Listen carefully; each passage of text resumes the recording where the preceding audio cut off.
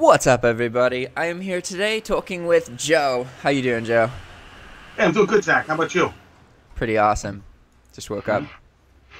There you go. Well, hey, I'm excited to chat with you. You're definitely certainly, I don't know if an expert's the right word, but you've certainly tried everything in regards to eBay dropshipping. I'm aware of a lot of things. So that's cool. I think you've learned a lot of lessons. Yeah, yeah, definitely. And I've met a lot of other dropshippers and have had conversations with them, which goes a long way. That's good. Well, I'm about, this is my third month dropshipping. So I've certainly had some challenges. I don't know if I've been successful or not. That definition varies, but yeah. I've certainly had some fun, and I've sold a lot of stuff, so that's good. I think I made a few dollars. That's great. As long as stuff is happening and you're not getting your account banned, you're successful, right? Right, there you go. Yeah. No, I haven't had my account banned. I'm still in good stead with eBay. I've been having issues with PayPal lately. That's been my latest challenge. Mm-hmm. But no, I'm good with eBay. So far, so good on that front. What problems have you been having with PayPal? Well, so I've had a PayPal account for a long time. I'm U.S. based. Definitely an advantage. Yeah. I'm also have an unlimited eBay account. So in that respect, I had a pretty good, start as far as those barriers, not being there. What happened to me is last month. So I hadn't done a lot on eBay. I'd done some, but not a ton lately. So in January, I did about 10,000 drop shipping. Mm-hmm. And that was my first month. So it was really kind of a, I thought that was pretty good, proof of concept. For a first month, that's good. That's really good. And then in February, I did 22,000, which I thought, well, that's pretty good. That over doubled what January was. Yeah. Starting to get my feet under me. And so the first thing that happened is towards the end of February, I got an email from PayPal saying, hey, your account activity is like spiked or whatever. So we're going to limit your withdrawals to, it was either 12 or 15,000. And then an account, a withholding limit or a rolling reserve or something different? Yeah, kind of like a rolling reserve, I guess. So what they said is your first 15,000 will release immediately. And then after that, we're going to hold it until you provide proof of delivery. That's a withholding limit. So anyways, then I got an email from them that said, hey, we raised that to 75,000, which is cool. So I was like, hey, great, right on. Now I'm rolling. And then this month, last week, all of a sudden I started getting holds all the time. Yeah. So I started selling a lot more. So I was selling like 5,000 a day, which, was a spike. Yeah. So I called, which is super frustrating. I love eBay. I have an eBay concierge. I'm sure you do too. Yeah. And they're great. You get them on the phone instantly, and they're helpful. They're amazing. PayPal is not. It's not perfect, but at least you feel like they give a shit. You know what I mean? Yeah. So I get on the phone with PayPal, and the girl goes, "No, there's no holds on your account. Your account's in good standing." Da da da. And I go, "All right, well, why are you holding on? Oh, that's just a one-time hold." And I go, "Yeah, but you've held $6,000 in the last 24 hours. Why, that's not a one-time hold. That seems like you're holding everything." Yeah. And she says, "No, it's just the transactions and whatever. It's a one-time offshoot." So I end up getting a supervisor on the phone who says, "Well, you have a couple open cases. That could be it." And I go, "I don't have any open cases. I have a couple open returns." "Well, those are cases." I go, "They're not returns. Like when you sell a huge volume, people are going to return things." Yeah. So it happens, And one of them was a return where somebody bought the equivalent of if you bought shoelaces and then you figured out that the shoelaces are $10 and the Air Jordans are $300 and you go, "Oh shit, I thought I was getting Air Jordans." Right? It was like one of those sort of things. Yeah. So she tries to cancel it before she opens a return before she's even received the item. So I said, "No problem. When you receive it, I'll accept." So anyway, I go through this with the gal at PayPal, and she's, "Oh, well, that makes sense." I go, "Great." She goes, "Yeah, but our system is automated and it doesn't know that." Yeah. So, all right, well, is there any common sense where somebody goes, "Hey, I got into it with him because I said, I've been with you guys for like 15 years, and I've never had an issue." And I said, "Look at my account. Have I ever had a problem? In the past, I've even gotten PayPal loans, everything else, never a problem with anything." She goes, "No, you've never had a claim at all." So I'm, all right, well, so can you explain it? Well, we really can't because it's, whatever. So yeah, I actually, on Friday, so they started holding. So I all of a sudden had like $12,000 of holds, but I still had to fulfill all those orders, of course. Yeah, yeah. So I ended up I tried to just eliminate, I think part of it, this is just my guess, is I sold a lot of like electronics and stuff, which isn't, I've had an issue in the past with PayPal where if you sell something outside of your category, so to speak. Yeah, they like predictability. Yeah, exactly. So I think that was part of it. So I tried to just I paused some of my really good selling listings, and that didn't do it. So I ended up actually on Friday, I just put my account on vacation mode for a couple of days so I could kind of get caught up and figure out what the hell was going on. So yeah, that's been definitely a challenge. Yeah, that sounds frustrating. Yeah. They definitely so that first thing that first limitation that they placed, where there was a certain amount of money, and you got that instantly, and then after that you don't get things instantly. That's a withholding limit. So there's 3 different ways that PayPal can place limitations on your account, and the 2 main ones, or at least that I know of, I'm sure there are more, but the 2 main ones are withholding limits and rolling reserves. It sounds like you don't have a rolling reserve at the moment. I don't. They told me my account, the only limit I have right now, according to the supervisor, was I have a $75,000 withholding limit. Yeah, that's immediately available. If I go above 75, then it's whatever. I got to wait 3 days or something. Which I don't really have. My issue with PayPal is I don't really have a problem. If you tell me what the rules are, then I can deal with it. What's bothering me is that I don't want to keep selling. All of a sudden I have $50,000 of sales and I have no money because you guys are holding it arbitrarily. Yeah. That doesn't help me. If you tell me hey, don't sell in this category or whatever, I can deal with it. But anyways, it was when you have a withholding limit, you'll still get other transactions. Other transactions will get put on hold or individual items will get put on hold sometimes. Whereas when you have a rolling reserve, usually just the rolling reserve applies, and then everything else is instantaneous. Yeah, so what they told me is I don't have a rolling reserve. I don't have any account limitations. It's just individual transactions that, for whatever reason, they deem as suspicious or risk are being held. Yeah. But it seemed like every single transaction that was over $100 was being held. Yeah. That's actually why I completely stopped selling items that are all of my items cost $35 or less at Walmart.com. So obviously I do markups on top of that. But the only time I sell something that sells for more than $100 is when people buy 5 of an item. But doing that allowed me to get my rolling reserve removed. But rolling reserves aren't... depending on the rolling reserve, it could be good or it could be bad. I had a 5% rolling reserve for 90 days. So 5% of that's all... no big deal. Yeah, that's fine. For margins. Exactly. That's fine. Yeah. And that also meant that as soon as that rolling reserve was placed, all other payments were instantaneous, even big ones.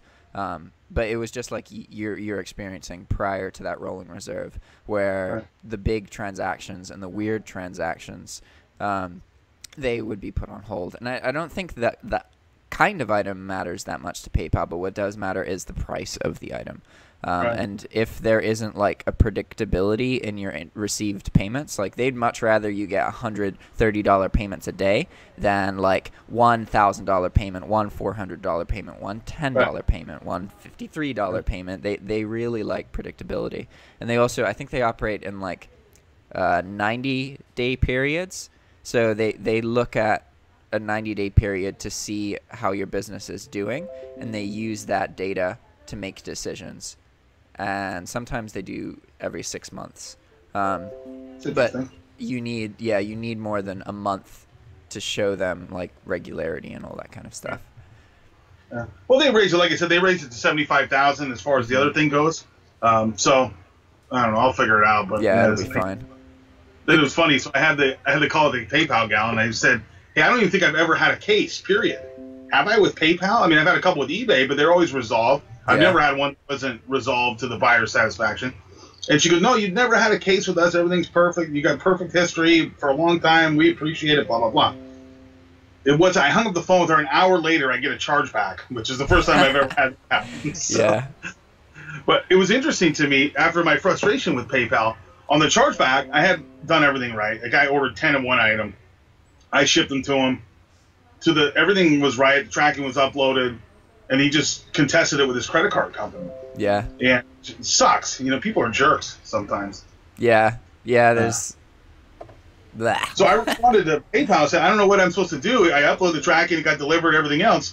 And same day, I got an email from PayPal that said, "Hey, we put the money back in your account, and you're all set. You qualify for seller protection." So I give them props for that. They were good that way. Yeah, it usually if it links with eBay. So if you upload a tracking number to eBay and somebody opens like an item not received case or any case against you on PayPal, then PayPal will just look at the tracking number from eBay usually. So it's kind of weird because in some cases you need to respond, and in other cases they're like it just gets done automatically, so you don't actually have to do anything. But well, it's interesting. They didn't open a case with PayPal or with eBay. They just contested on their credit card. Yeah. So strange, but anyways, they were good about helping me out. That was a couple $100. I was glad that got resolved quickly. Yeah, chargebacks are much more common with higher transactions because what happens is somebody's looking at their financial record and they see a big number and they need that money, so they forget what that purchase was, unless it was actually fraud, but most of the time it's not. It's just, them making a chargeback about something they don't want to admit that they actually bought.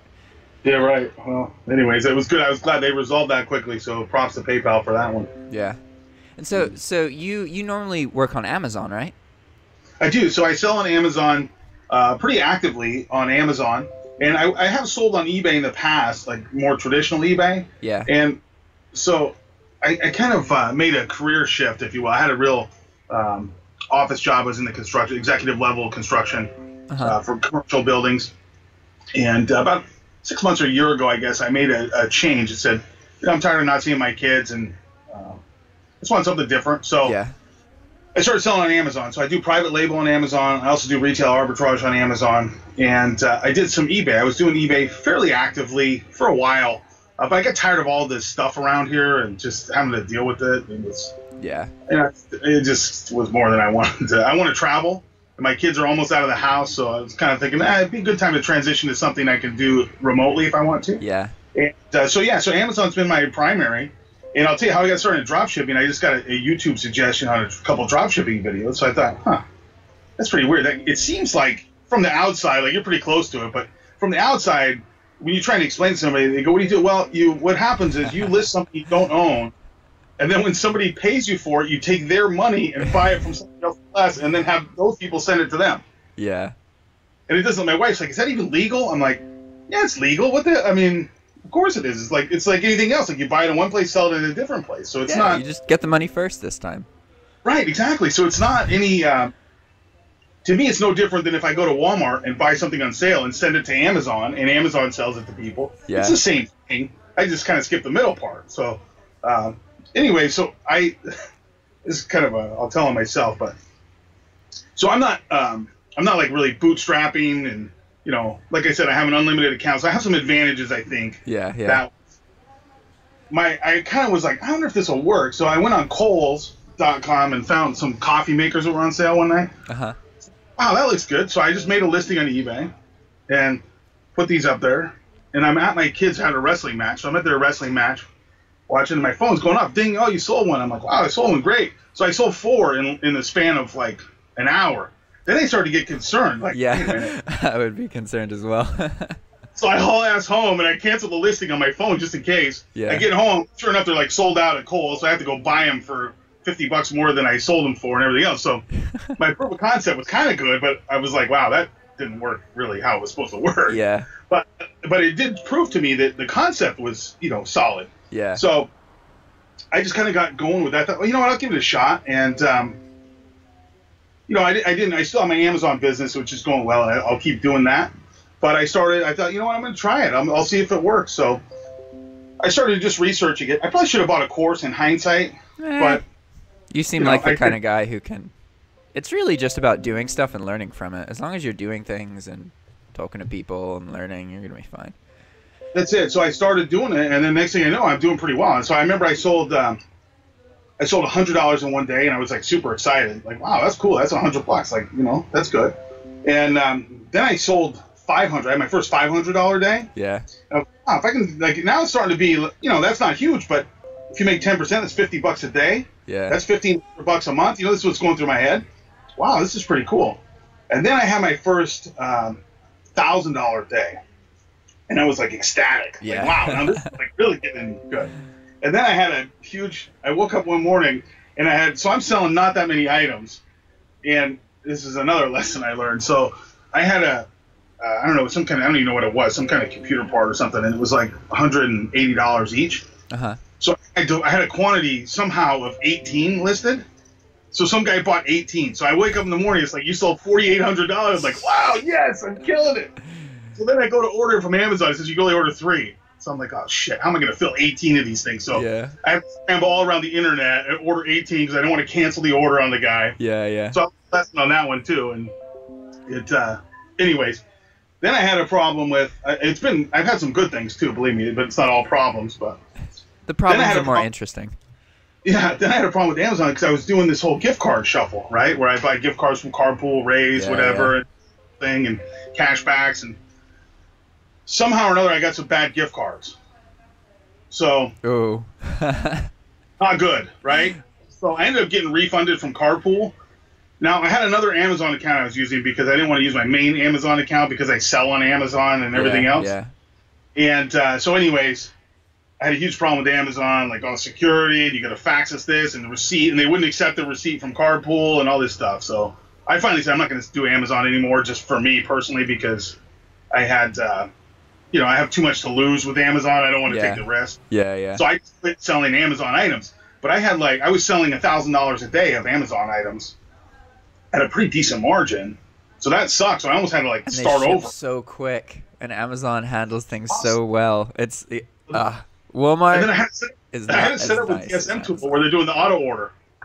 Yeah. It was like you didn't have to do anything. Yeah. The tracking would get uploaded. The people got it. Was just great. But alas, for me, it wasn't because of that. So then my next challenge, I started shipping Walmart. I'm sure you've been through this.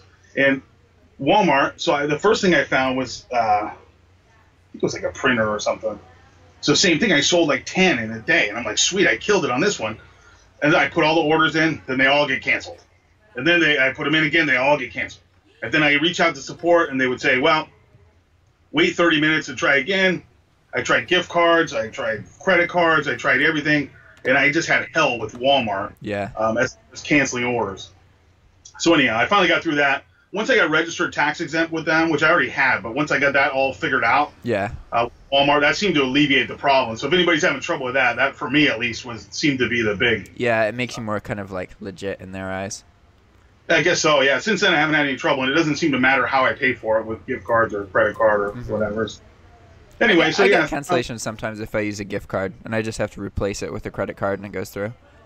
Really? Huh? Yeah, I haven't had any for the last month or two. I haven't had any cancellations, so knock on wood, that's been good. But anyways, yeah, so that's kind of how I got to where I am. So I'm just grinding, and I just hired my first 2 VAs, so now I'm trying that. Hey, nice. Man, you make a good progress for 3 months. You can tell that you have useful and other relevant experience. Yeah, I think that's it. You know what it is? It's a hustle. It's like anything else. And I was talking to somebody, I said, it's so frustrating when you have weeks where you just get kicked and kicked and kicked, and then you have unreasonable buyers, which buyers suck, and people are like, I can't imagine. So I have over 1,000 feedback, which are 99 point something positive. They're all good. Like you should be able to look at my account and go, this guy's not going to screw me. If I was a buyer, I would. You know what I mean? But God forbid somebody gets something that's not perfect, then they fly off the handle with accusations of bait and switch and all this crazy nonsense. And it's just like, come on, guys. Yeah. I get that regularly, and it's like, I offer free returns. Like, how am I going to scam you if I have, I don't even have to, make the free return happen. It's part of the listing that you bought. So you just click start a return, and then I'm required to comply. Exactly. And I go a step further. If I send them a label, as soon as they ship it, I refund them anyways. Yeah, me too. It's better that way. So I don't even even wait for the receipt. I just do it immediately. So, there's really no reason for you to be unhappy. And I don't understand. I don't know. That's one of the problems. I love eBay, but that's one of the problems with eBay's. Their feedback system is another one where they should filter that somehow. If you're unhappy, try and return it. You know what I mean? I had 2 this week. This is another frustration. I just take it personal. You found a cat. I have no idea where that cat came from. I had 2 this week. One of them was a lady bought a cookbook, and so she left a neutral review saying they didn't have enough pictures. So not what I was hoping for. Didn't have enough pictures, which just irritates me more. Yeah. And then another one was like an internet camera that they had trouble with the app. Like the app loading on their phone was problematic somehow. Yeah. I got a negative review out of that, which pisses me off. One negative in the scheme of things isn't really that big a deal, but yeah, it's irritating. Feedback in general isn't. A lot of people think it's way more important than it actually is. Like just from times where I've like started new accounts with low feedback from like having one bad feedback, it really doesn't affect sales as much.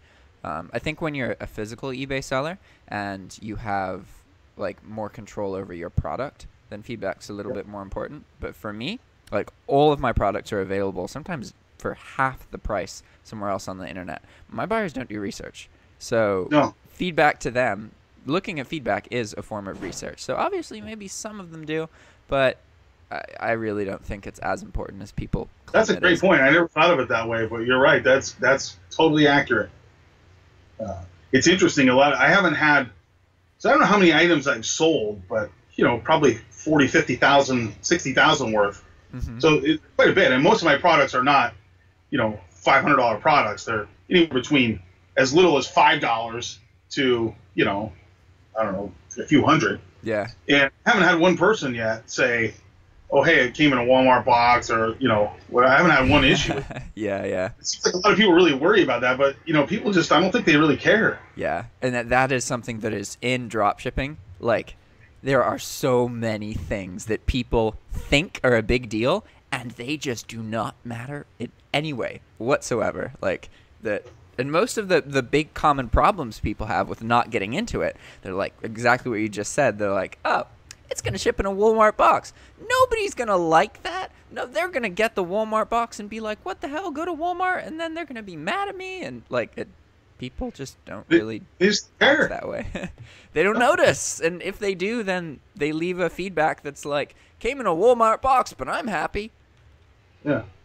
Yeah, it's funny. That was something I guess I had a little concern. I didn't have too much of a concern because I kind of watched like you go, well, if he can do it, I can do it, right? There's nothing, not that you're not a good guy, but like what's special about you, right? Yeah. I mean, it's not like this is top secret. Yeah. So but I've had zero issue. Now I've ordered things also that came from drop shippers. I buy a lot on eBay. Yeah. And you know what? I never cared. It came in a Walmart thing or an Amazon thing. I go, oh shit, I should have gone on Amazon. I don't care. It's not like I try and return it or something. Yeah. And in cases, your margins are small enough anyways that if you buy a $25 item and you could have got it for $20, I mean, you can really hassle with trying to like return it, and you know what I mean? It's just not.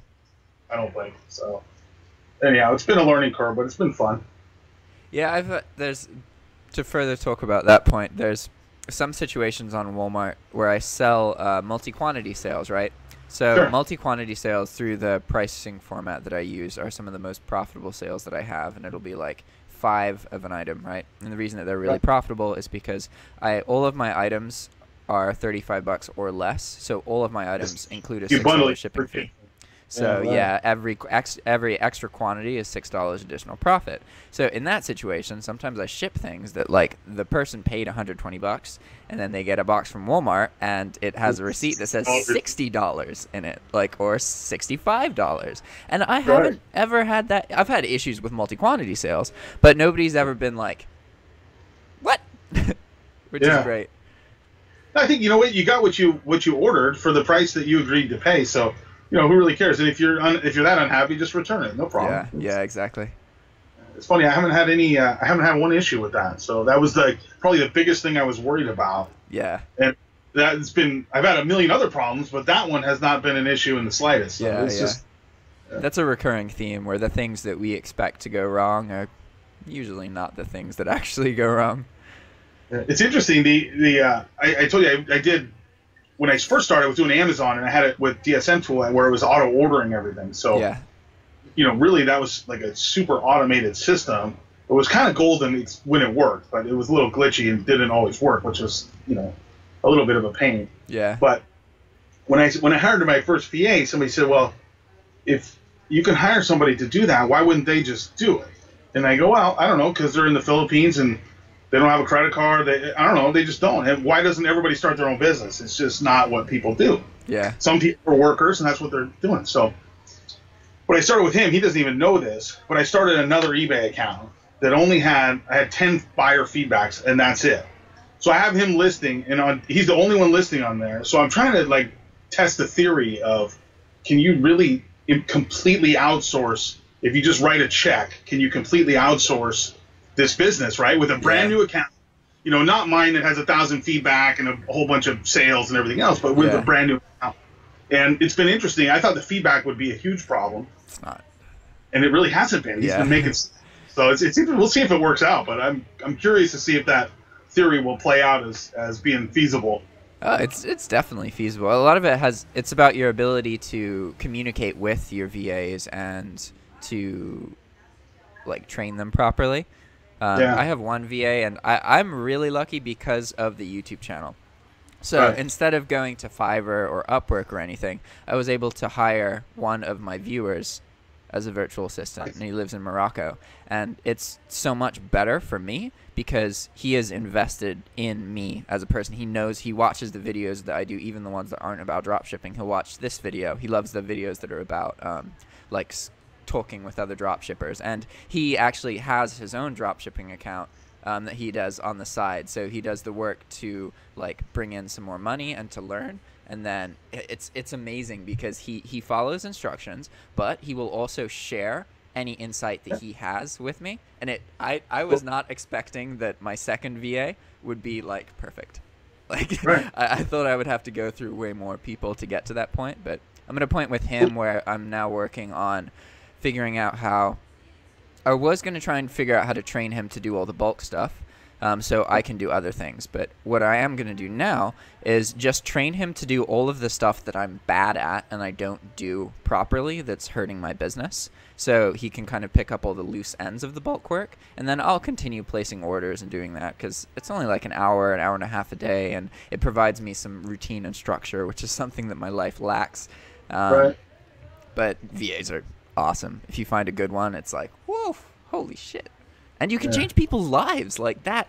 That is the part that I used to think like, oh, you're paying $3 or $4 an hour. Straight away in my head, I'm like, you're taking advantage of somebody. But now that I live in Nicaragua, I understand that like that, like $4 an hour in some places is a well-paying job that you can like support your family off of. If like that's crazy to me, like absolutely crazy. It's interesting too. So my VA experience is very limited. I'm just getting started. So I hired two, which I was only planning on hiring one, but it's like so cheap. I thought, oh, what the hell, I'll try it. So I have one guy that's just listing on a separate account, and I'm kind of testing that theory. And he seems to be able to list. I've given him pretty heavy margins, I'm going to say. So everything that he's listing has a pretty big markup on it. What is big? Pardon me? What is big? So I have him, he's listing at about a 25% markup. Okay. With items over $35. So all of them are 35 to 200 is kind of the range I gave him. Yeah. So he's at a 25% markup. And is that a total markup or a profit markup? Total markup. Okay. Gotcha. So he's running at about a, no gift cards, cash back, anything like that, a clean about 13% markup or margin, what he's running on. Which is pretty heavy, I think, for bigger items at Walmart. I think that's from what I see, that's a pretty heavy. People usually use lower margins. That is actually, all of my items are 1.35, and that's if they don't have the multi-quantity or the Amazon source thing. So a lot of my items are actually like 100. They sell for double the cost of the item. And I think you can get lower margins on lower dollar items too. Like you get higher margins on lower dollar items. Yeah, definitely. When you get up into, I think that probably that $50 to $200 where I'm at is probably like the most competitive dropshippers. You know what I mean? So yeah, because it makes the number for the day look big. People love that, and you can earn money off the cash back. And yeah, and I make an extra 10, 11, 12%.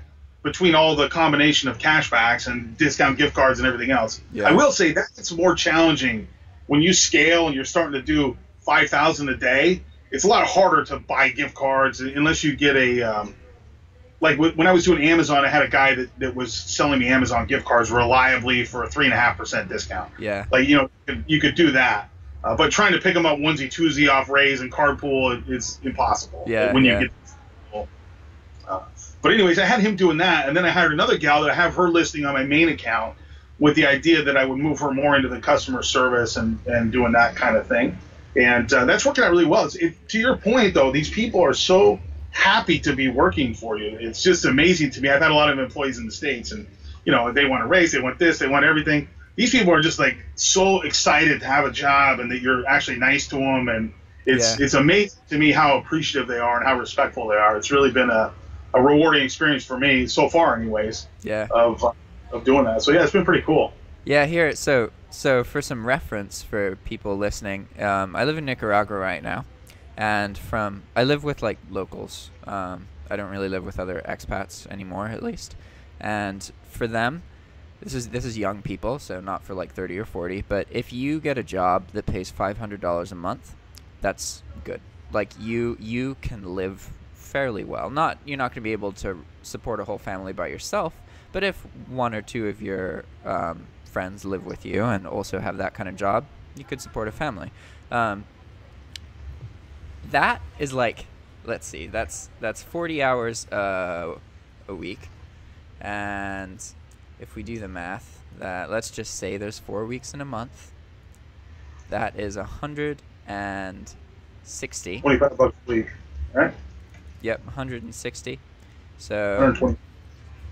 So 500, then divided by 100 and wait, is that 120, 160? If you do it the simple right? way, just 4 weeks is $500. That's 125 a week. Yeah. So it actually comes a little bit less than that when you play out the whole year. That is roughly $3.12 an hour.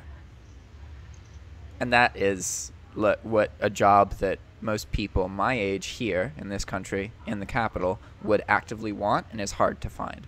And that is, like insane. Isn't that? Absolutely insane. Right now I'm living with 3 other people, and we're splitting rent on a place that the total rent is $350, and it's a 3-bedroom place with a terrace, and so there's tons of storage, and you can just like go on the roof, and then you just see like all of Managua. It is awesome. I'm really, really, really excited to be here. But it's crazy how the cost of living in some places is just so much lower. And even if you logically know that, you don't understand it unless you've been to these countries and you see what it's like, you know what I mean? Or you've seen other people talk extensively about it.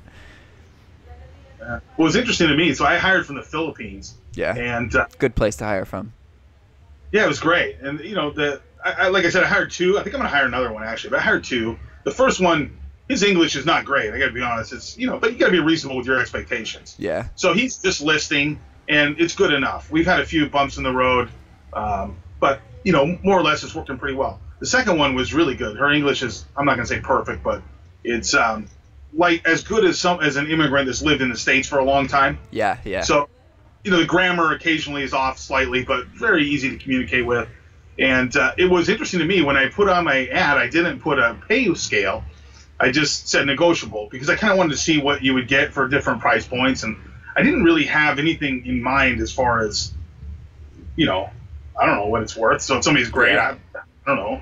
So anyways, it was interesting. I got a lot of responses, and it's just crazy when you talk to people. The pay expectations were anywhere from $1.50 to like $5 an hour was like really high for the Philippines. Yeah, yeah. So you can hire somebody good there for $2 or $3 an hour is a really good job. To your point, for them, that's great. It pays their bills, and they're happy, and they can raise their family on that and everything else. So it's just a crazy. It's just hard to believe that you can get the amount of value you can get internationally like that. Yeah, arbitrage, or a form of it at least. Exactly. Yeah, it's pretty wild. So how's your bulk working out for you? So I saw your video last month. I haven't seen a recent update. Oh, it's been going great, especially with the May 1st update. So do you know about the Enterprise store? No, I haven't seen that one yet. Okay. So on May 1st, eBay is launching the Enterprise store, which will cost $3,000 a month, and you will get 100,000 listings. So it reduces the insertion fee from 5 cents per listing to 3 cents per listing, which is pretty much just an extra $2,000 a month in profit for me, with absolutely zero change to the work. Nice. So that's super exciting. And also, if it opens the possibility for taking bulk further than 100,000, because if you want to do more listings than that, it's actually even cheaper. It's only 2 cents per listing.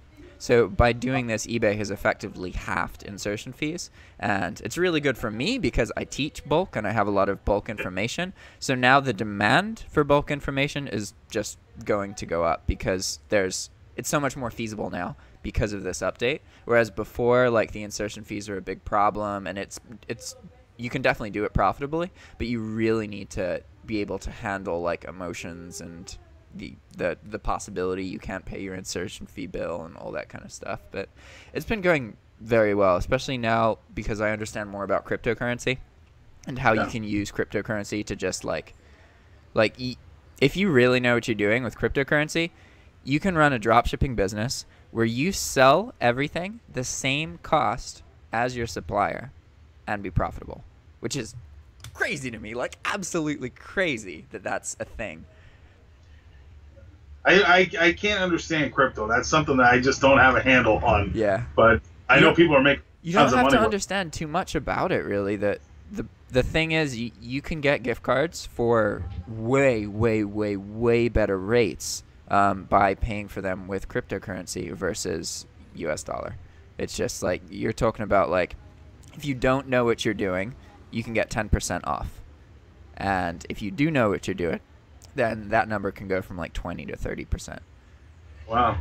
Yeah, that's huge. Yeah. Yeah, it's crazy. You can literally run a business where you don't make any money off of the sales, and then you make all of the money off of the cash flow. And the thing that's nice about that is that it's more kind of systematic when it operates that way, because you don't need to, like, you can just sell items that sell well without having too many problems and just make that cash flow and then just monetize that cash flow. Right. You don't really need to, like, there's not too much up for chance aside from, something happening with your source or that kind of thing. But yeah, but your source, depending, like, you're shipping from Walmart, they're pretty reliable. I don't think you have a big source issue there. Yeah. It seems like Walmart does start canceling orders if you get too big, from what I've talked to Mark Augustine. Yeah. But I'm also not sure. Maybe there was something else going on when that happened to him. I don't know. It was a while ago. Yeah, it seems like a lot of, oftentimes, from what I've seen in Amazon too, because Amazon's quite a bit different of an animal because it's nasty in some ways, and you just got to deal with whatever they want to do is what you're subject to. But what I notice a lot of times in that, and I notice it here too, is that people, instead of calling Amazon or trying to figure out their problem, they like start asking Facebook and trying to do weird things when the right thing to do is just call Amazon, whatever, and say, hey, here's what I'm doing. What am I doing wrong?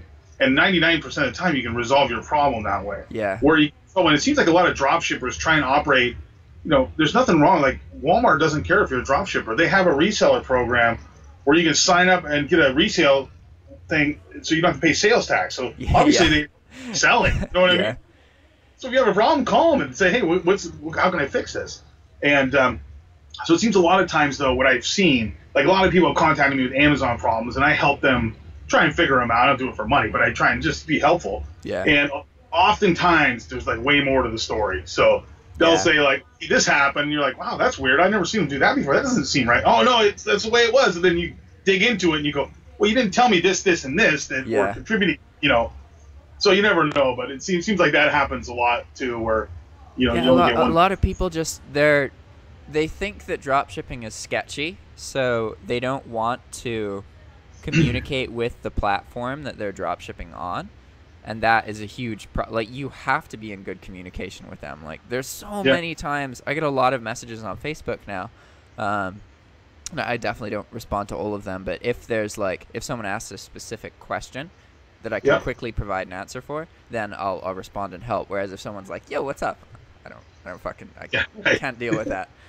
Or how do I start drop shipping? Yeah, exactly. But most of the time, the answer is I just say, like, call eBay for this. Like, you shouldn't be messaging me. You should be asking the person who is making this thing right now. Like, it's not like, it's like you buy some food from a food stall with your friend, and then your friend doesn't like the food. But instead of, like, going to talk to the food stall, they look at you and like, man, this food sucks. I want to do something about it. I just, People. Oh man, frustrating. Yeah, that's definitely true. That happens a lot. I'm curious. So I stopped doing Amazon a little bit, but I know you can get resale on Amazon, or you can get tax exempt on Amazon. Yeah. I haven't really seen anybody tell me how to exactly do that. Do you know? Yeah, it's not as good. Well, okay. On Amazon, it already gives you tax exemption in most states, as far as I understand. The states that you don't have to pay, that you pay sales tax on in Amazon are the states where they're called dropship states. There's the states where you're supposed to have a reseller's license in that state in order to get the tax exemption. So like for Walmart, for example, I have a business entity in Virginia. So I am registered to pay sales and use tax on all transactions that are shipped to Virginia, because that counts as interstate, or not going to another state, even though technically it did come from another state, but because that's where I'm registered. So that registration alone with Walmart gets me tax exemption on like 38 or 39 of the states. Yeah, I have the same thing. But not tax exemption on the 10 or 11 states like California, Florida, New York. Actually, no, I think New York is one. New York is one. Yeah, you had to fill out an extra form, but New York's one of the states. Yeah. So my understanding is that Amazon already gives you some level of tax exemption just right off the bat, and you can get further tax exemption, but it's not as incentivizing, because like it's just on Walmart, if you don't have sales tax exemption, almost all of your orders, no matter what state they're going to pay sales tax. Whereas on Amazon, if you don't have any form of exemption, there's a lot of orders going to different states that you won't pay any sales tax on. So I know they start off the bat with some form of awareness that there's certain states where you're not liable to pay sales tax. So selling on Amazon, my experience with that has been it's somewhat up to the seller. So like if I do fulfill by Amazon, it's somewhat up to me what states I charge sales tax in. As a buyer on Amazon, it seems like every state that charges sales tax, Amazon has a nexus in. So if it's an Amazon product, they're charging sales tax. At least that's the way it seems to me. I could be wrong, but yeah, it's but yeah, that would make sense with Prime. And so if you register as a reseller and then you use Prime, that sort of seems like a weird, obvious violation of terms of service. Yeah, and I use Prime, and that eventually my account's going to get shut down, and I just make a new one. But I don't sell on Amazon, so it doesn't really. You don't care. Yeah, exactly. Do you do bulk on Amazon? What do you mean? I mean, is that an active source for you? Yeah, but so all of my items start off being priced for Walmart.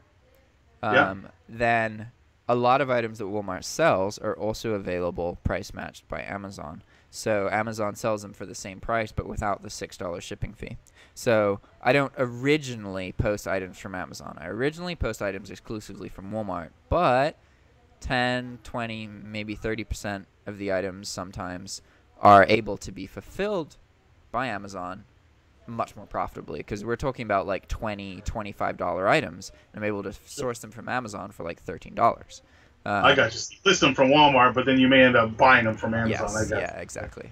And that has gone up a lot recently. I'm curious how long it's going to take before Amazon does something, because I have the advantage of that this is like a seasoned buying account that I've used for personal reasons for like 6 years. So it has an established history of, it's not like it's a brand new account suddenly shipping a bunch of items to a bunch of different addresses. But at this point, like, it's very obvious that I'm some form of reseller. Like, there's a lot of orders being placed, and it's definitely like, if you are able to use Amazon Prime, it's so much smoother than like Walmart has. They're more likely to make like little mistakes, like upload a tracking number and then nothing ever happens to it, or you place an order and then it just doesn't get shipped, or it arrives broken. It's super reliable. I have to agree. Yeah. I'm sorry I can't use that as a source, because I think you could make a lot of money doing that. I think I saw Mark say in one of his videos he tries to do like a whole bunch of different accounts on Amazon for 10 a year or something, and rotate them. Yeah. And I might do that. It seems to take a while for them to. First of all, I don't know if they really care. I kind of wonder if if I was Amazon, I would go, great. So people that are shopping on eBay, who's a huge competitor of mine, are going to get stuff in my Amazon box. That's fantastic. I don't care. I'll send it, you know. But yeah, there's unfortunately there's so much like lack of okay, when people see the effects of drop shippers but they don't know what drop shipping is, they don't necessarily look at it favorably most of the time. Right. Even though it is bringing business, they're usually more likely to think about, oh, there's more returns, or I can't control my brands this way, and you know, who knows who's actually right, because I'm sure that both sides have a point, you know. But I think, you know, business is business. So if you're bringing $100,000 in sales a month, you have to have a lot of returns and other things to make that not worth it, right? I mean, yeah. So it's funny in the Amazon circles, a lot of especially the private label people get really upset when people drop ship their items on eBay. So like I have my own branded products that people drop ship on eBay. So if you go on eBay and search for my brand name, a whole bunch of stuff will come up that's not me. It's drop shippers. And and a lot of them are really successful. And the sellers, I mean, a lot of the sellers groups get really upset about it. Like, oh, that's ripping my customers off. And then you have the other side of it that goes, why do you care? You sold 10 more than you were going to sell because, you know what I mean? So if you want to do it yourself. List them on eBay and you can ship them and that's fine. Or who cares? Like, why do you care? As long as you made your sales, that's good for everybody. Everybody wins. A lot of them don't realize that it's their product. Like, that what they think first is they see someone else selling their product, and they think that they're copying it. They don't realize that when that sells, they're actually then getting a sale. And I think that distinction is important, because often when the first thing that you think about something kind of determines how you're going to feel about it in the future. And if right off the bat you think they are stealing from me, you're probably not going to be very open-minded about what they're actually doing, you know? That's a good point. Good point. So what advice do you have for me, being sort of almost brand new? Well, because you have an unlimited account and these changes that eBay has made with the enterprise store, that getting experience with like bulk format listing would be appealing, I think, for somebody in your position. The one thing you have to be careful about with bulk is that, like the issues you're having with PayPal and that kind of thing, with bulk it's totally possible to go from like having a couple sales a day to like 20 or 30 to like 60 or 70 like overnight. And sources don't really like that. You have to, they like steady, consistent growth. But maybe that's just me being cautious. But with Walmart, like I've been ordering from Walmart for like a year and a half, 2 years. So there's an established history. So I'm not worried about scaling up the business. And with bulk, there is a lot of fluctuation. Like you can go from having 1,000 items to then in like 48 hours you have 100,000 items. And, you know, that doesn't happen in optimization. It just doesn't. But I mean, you seem like you're watching videos, you're learning stuff, you're applying things, you have experience with Amazon. Honestly, you're gonna be fine. Yeah. No, I'm learning. I'm just trial and error. I've sometimes learned things the hard way. I guess that's sort of what I've been doing. But whatever, I'm getting learned, I guess. Yeah, as long as you're. So many people just don't do stuff. They spend all of their time thinking about what to post and talking to people on Facebook, and it's just like they don't develop any traction, momentum. I don't know. They don't start. That's the biggest thing, is people don't start. Yeah. So I get a lot of the people on Amazon that contact me, and I have to say, it's really cool. Like I had one guy I helped out, and he was super successful his first month. Not because of me, but I helped him a little bit. Yeah. And like that's really good. I like that. It's cool. You know, I'm glad to help people. And but I get a lot of these people that like they'll start out and they'll ask you a few questions like, what about this? What about this? You go, oh, okay, yeah, well, here's the answer. Here's what you could do about that. Then 2 days later, well, what about this? Well, what about this? What about this? And I did a video on this. I'm like, if you're looking for an excuse, you're gonna find one. Yeah. You know what I mean? So like sales tax, yeah, at some point you're gonna have to deal with that. Do you need an LLC and a trademark and sales tax exemption and everything the first day? No, what you need to do is sell something. That's the first thing you got to do is start, and then once that happens, the rest of it will start to kind of roll, and you're going to have to figure those things out in time. But it's not rocket science. You can do it, you know. But the first thing is to start selling. Like until you do something, nothing's going to happen. And if you're looking for reasons that it won't work, you'll find them. Yeah. But lots of us out there doing it and making it work. Yeah, yeah. That's a recurring theme with everything online is like you look up how to do something, or if some form of earning money, or even just fixing like a simple broken item in the house, you're going to find more information about how it's impossible, how it doesn't work, why it's a bad idea, why it's corrupt, all of that. And then you'll get to a point that's like, oh, this is how you fix it in 5 minutes. And it's like, I spent like 30 minutes reading all that bullshit, and then I just had to click this button. Like, really? Yeah. Come on. Yeah, the other thing I know is a lot of people go, what's better? Is optimization. Oh, no, optimization sucks. You should do bulk. No, bulk sucks. You should do this. You should do that. They all work. As far as I can tell, they all work. They're just a little different. So, yeah, exactly. It's just a matter of learning each system, learning how it's different, learning what works best, learning how to integrate other schools of thought into it. And, yeah, it's definitely... the one thing I would say that was important for me, and I think, I don't know what your thoughts on this were, but getting the software piece figured out for me was trying to do it the way that I started, of like just like listing something from Kohl's and then getting killed was terrible.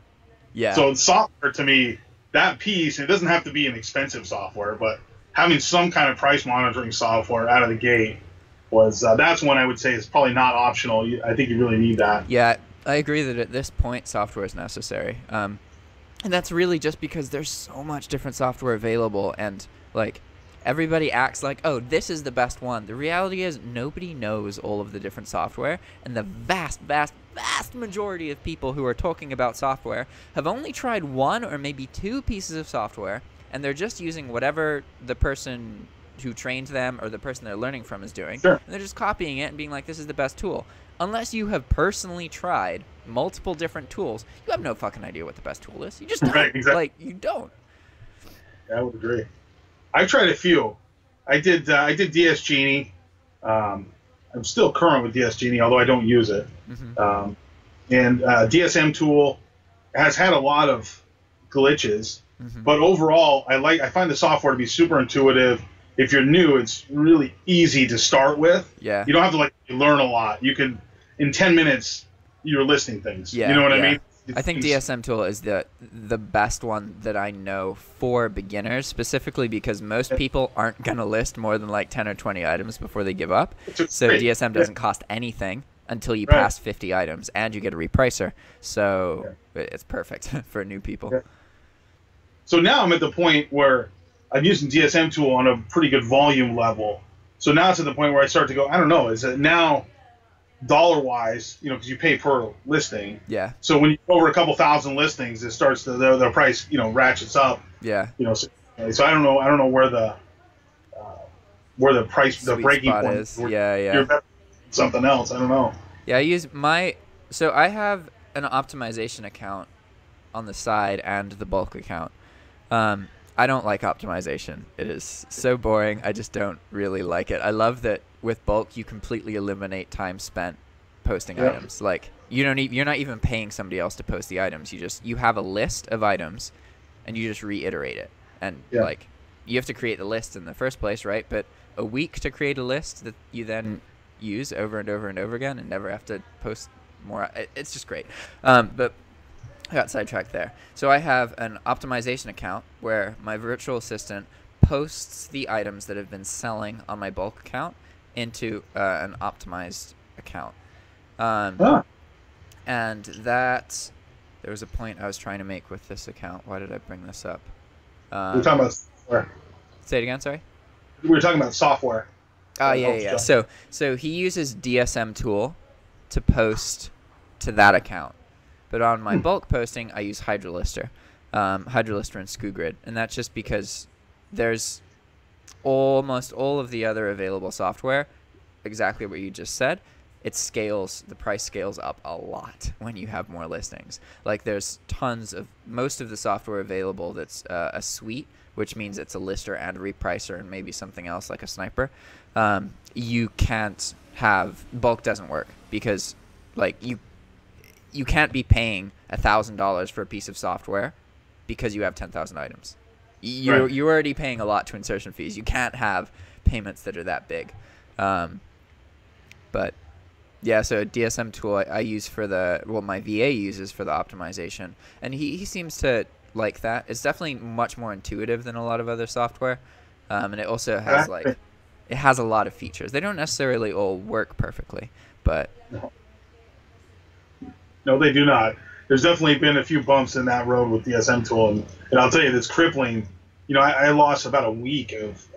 They just had a glitch, and I lost about a week of production, and you know, especially if you're relying on this for your main source of income. Yeah, it's a big deal. Just a week, no money, really sucks. Yeah.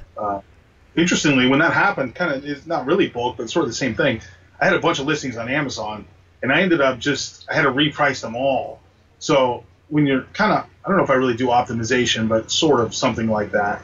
And so each product has a different margin because you're trying to see where you can price it and everything else.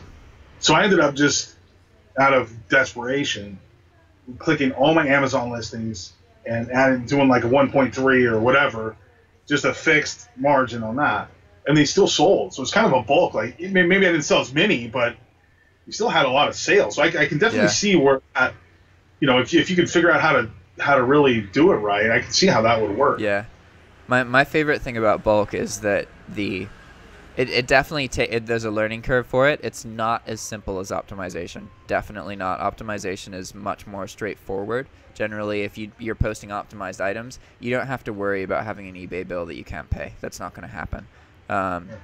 Unless you're paying like a really shitty virtual assistant. But even then, it's going to be hard to get to a point where those insertion fees rack up. Whereas with bulk, you could do it overnight, right?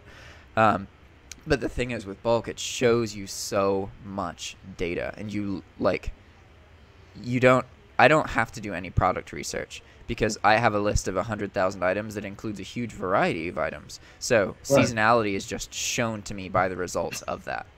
So like one thing that I talk to people about, if they're concerned about bulk as like a profitable business model, then you could think about it differently. Like, okay, if you're paying a tool to provide you information, like you're paying something to do sales research, or you're using some kind of sniping software, you could just have a bulk store where you earn a little bit of money and you get shown what the results are, and you actually get money from that process, whereas usually you have to pay money to get that data.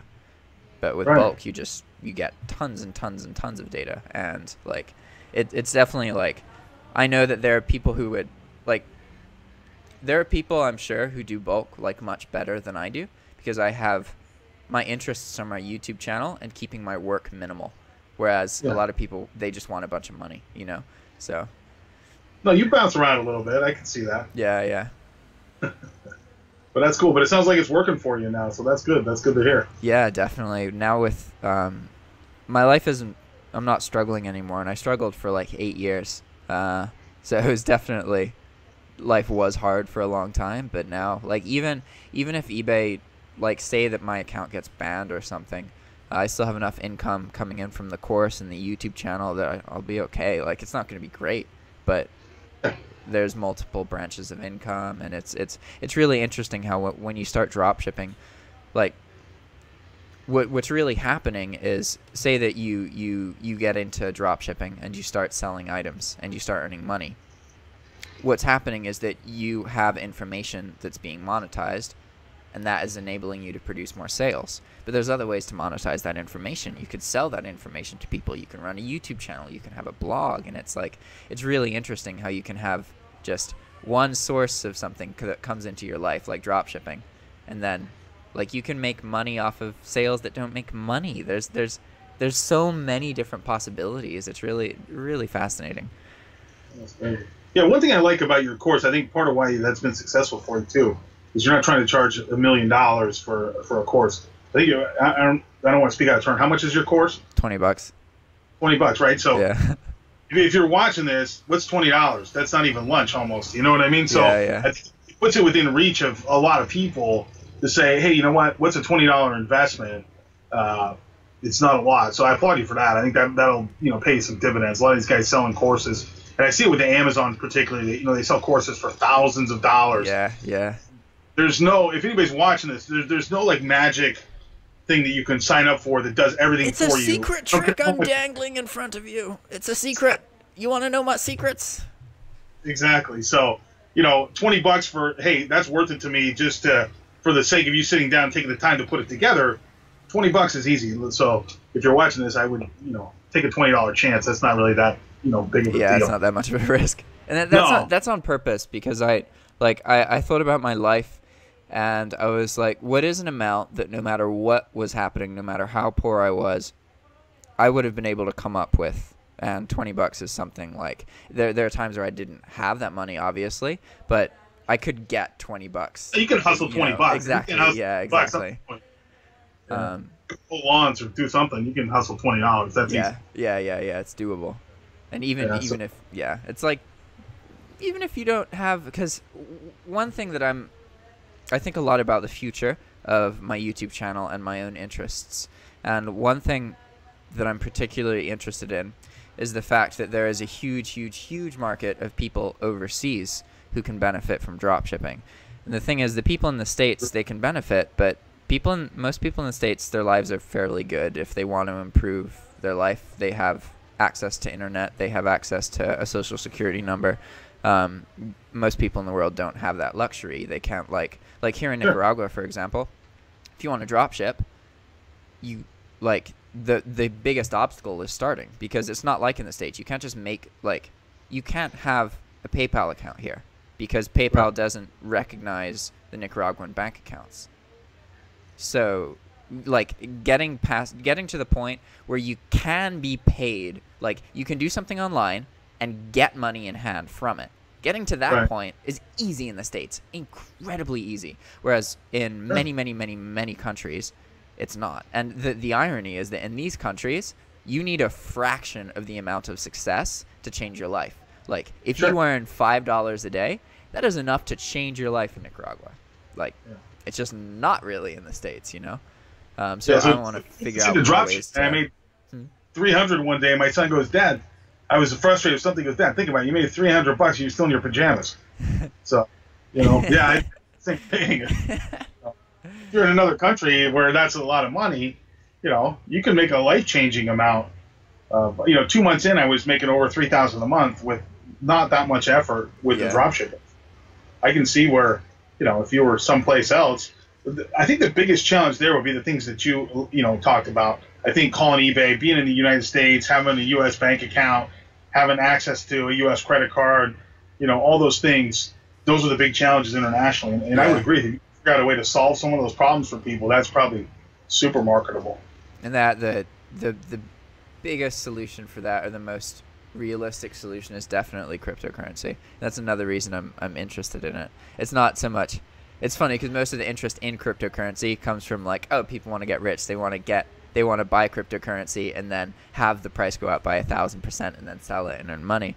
But for me, like, it's not that part of cryptocurrency that I'm interested in. What I'm interested in is how to integrate cryptocurrency into everything else that already happens, and what it can, like, the opportunities that it can offer. For example, like... Well, the cross-border part of it is huge. Yeah, because in the States, if you are a big institution, you're going to get audited by the banks, and your addresses for your customers need to be U.S. based because of that.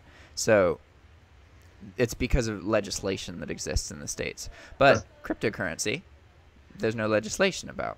So you can buy things from foreign countries that you would normally use, or that you would normally need a U.S. entity or some kind of U.S. address in order to acquire, such as gift cards. Because once you have gift cards as an overseas person, the game's much easier. Yeah, because the trick is still figuring out how to get the money from PayPal accounts and other things to actually be in your pocket. That can be pretty tricky, but I think the key to that is just knowing the right people. Because if you know somebody who has, like for example, right now I live in Nicaragua, and I have a PayPal account, and I have a PayPal business debit card, or 2 of them, that are linked to my PayPal account, and that allows me to just withdraw cash out of ATMs here in Nicaragua, which is hugely powerful, like, because that's something that you cannot get in Nicaragua. So, like, the value of that card here is much more than in the States, because it's a window to access that money, and that's kind of a tricky part. So you can work around this as somebody who's overseas, but usually you're going to need some form of cryptocurrency, and also knowing somebody who has a US address that you can use or something like that. That goes a long way. Right. Oh, interesting. Well, Jack, I've taken enough of your time, but I sure appreciate it. It's been fun talking to you. Yeah, definitely. I'd love to do another conversation again at some point. Yeah, definitely. Maybe we'll do it in a month or two when I get a little more time under my belt, see how I'm doing, and yeah, we'll go from there. But yeah, I appreciate it. It was great talking to you. And check out Jack's course. I'll put a link down below, and you can follow him on YouTube. We'll go from there. So, Jack, good talking to you. We'll catch up soon. Sounds great, man. See you next time. All right. Ciao.